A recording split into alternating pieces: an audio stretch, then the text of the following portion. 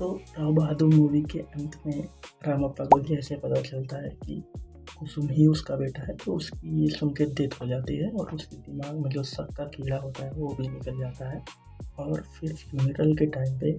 पता चलता है कि जो उसका बेटा बड़ा बेटा लवन होता है वो उसका बेटा ही नहीं होता, क्योंकि शादी के टाइम पे रेणुका का कैरेक्टर जो होता है वो पहले से ही प्रेग्नेंट होता है और इसीलिए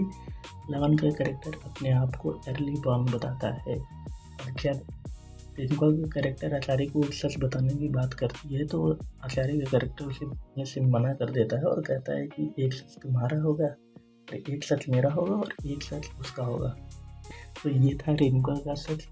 जो कि वो रामप्पा को बताना चाहती थी। रामप्पा का सच था कि उसका बेटा कुसुम है कि नहीं, और आचार्य का सच होता है जो कि वो लास्ट में बताता है रामप्पा को कि वो अपने बापूजी का ही बेटा नहीं है। और ये चीज़ हमको मूवी में दिखाई गई होती है दीवार पे लगी सारे पूर्वजों की फोटोज के द्वारा। उस फोटो में जो रामप्पा की मदर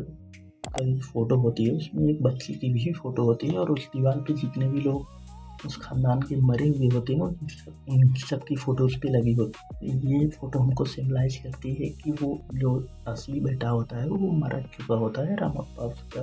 गोद लिया हुआ बेटा ही है। और रामप्पा का कैरेक्टर जब कई टाइम बाद हवेली में आता है तो कैमरा जो है वो ऊपर से नीचे की तरफ होता है कि उसकी दुनिया पलट गई है। और जब वो मर के जा रहा होता है वापस तो उस कैमरा एंगल नीचे से ऊपर जाता है और वो